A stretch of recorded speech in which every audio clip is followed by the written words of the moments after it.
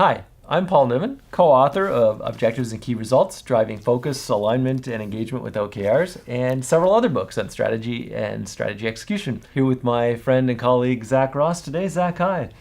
Hi, Paul. My name is, like he said, my name is Zachary Ross, and I'm a technical program manager at Google, and previously I've worked at Amazon and AT&T and several startups.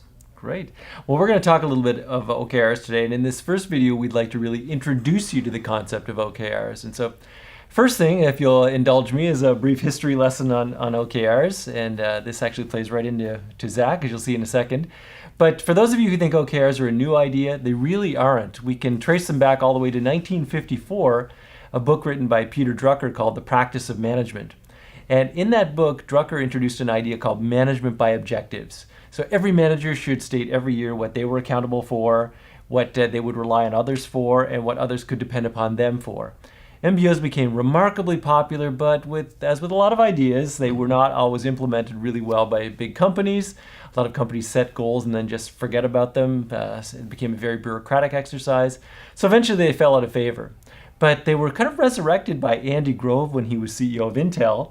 And he saw the latent power in this idea, but he thought, we can simplify it. It's basically two things. Where do we want to go as a company and as individuals, and how do we know we get there? And that's really the modern idea of OKRs as we know it today. And he had an intern back in those days, a young man named John Doerr, who is now a venture capitalist in Silicon Valley, who went on to fund a lot of well-known names today, including being a very early part of Google. There you go. And he brought the idea of OKRs, as he called them then, to Google when they were a small startup. How many people originally then, Zach? About 10 or 12. About 10 or 12 people. He tells a story about having a board meeting above an ice cream shop in Palo Alto where he talked originally about OKRs, and I guess Larry and Sergey, I say Larry and Sergey like I know them. Well, they're friends. Yeah, they're friends. Loved the idea instantly, and they used it today. From that point to today, when you're, how many people now, Zach? 70,000. 70,000. So a little bit of growth. Yeah, a little bit of growth there.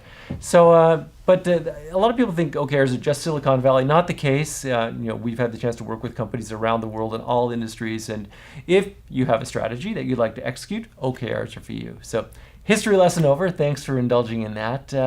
Zach, let's get to the kind of the meat and potatoes of this whole idea. How would you define objectives and key results? Well, for us, and I think for anyone who uses OKRs, an objective really is a broad qualitative goal designed to propel an organization forward. And it's really, what do we want to do? And I think that's an important question that every business, every organization needs to ask. Okay. And what about a key result? How Key do you results. define that?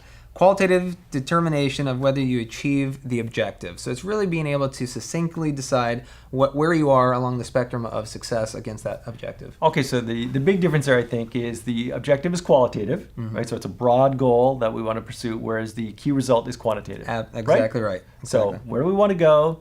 How do we know we've gotten there? Just like Andy Grove said, right? Yeah, that's right. That's right. And I think it's so important for companies to get this right, because every company wants to set goals and achieve goals, but how do you do it, and how do you set them up such that you can be successful in doing that? That's a good segue, Zach. So what makes for a good objective? And Yeah. then we'll talk about a good key result. But let's start with what makes for a good objective. Well, you definitely want to make it both aspirational and something with the end goal in mind. So we'll talk about this potentially later, but usually at the quarter length, 90 days, what do I want to achieve at the end of 90 days? And make it something that you actually push yourself on, and then you can, that way you're pushing the organization of some business objective that you want to achieve.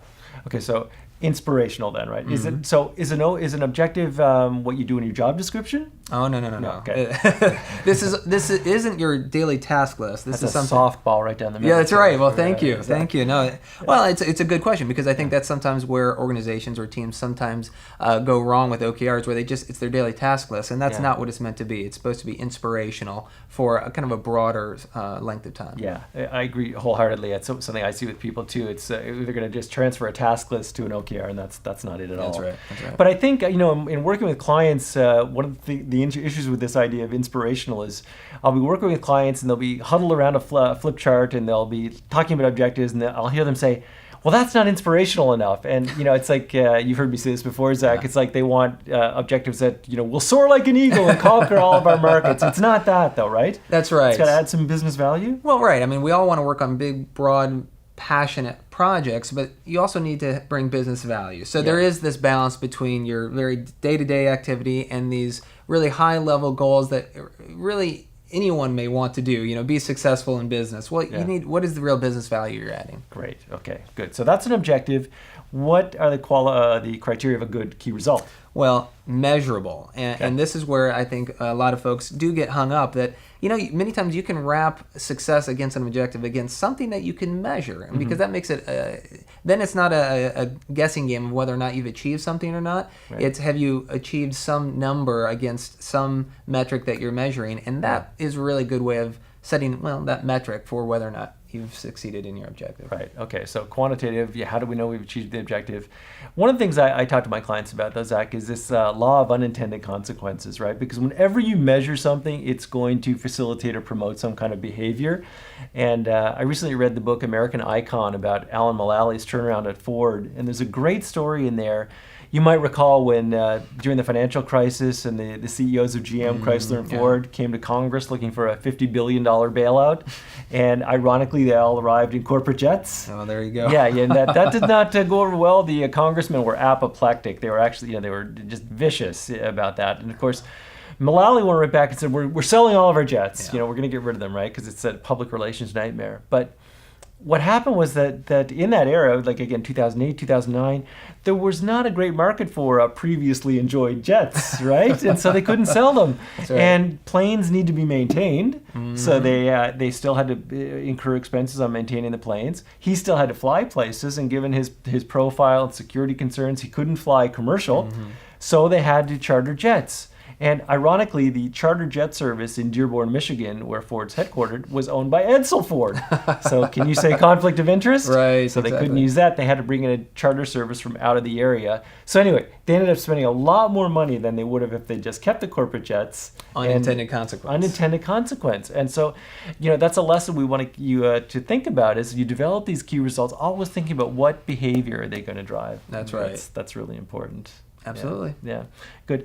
And so, Zach, what about benefits from OKRs? What have you seen in your experience at Google? What can people expect if they do this really well? Oh, I think it brings such a laser focus to an individual, a team, department, company, that if you have well-crafted OKRs, objectives and key results, it really helps that organization stay focused on the most important things. Because not only is it coming up with those objectives and key results, it's the discussion that happens during this, that what is important to us and why is it important? How do we measure whether or not we're achieving these important goals? So I think the success of your business, your organization, really can hinge many times on these decisions about setting good objectives and then how you're measuring that success. Right. And some people might say, well, easy for you to say you work at Google, but this is the case we see with startups and government organizations, nonprofits, right? Anybody can benefit from this. Oh, absolutely. Sure. Google, we've been blessed that we have had success, but we realize that we're not always going to be successful. Or if we want to continue our success, we have to stay laser focused on those objectives. And I think that transcends any industry, any particular type of company. So this is something that all organizations can benefit from. Right. Thanks, Zach. Thank you. That's terrific. Well, that's the end of our first video here, the introduction to OKRs. If you'd like to learn more about OKRs, obviously we invite you to contact us. You can reach us at www.okRstraining.com.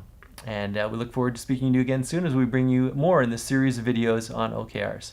Thanks for watching.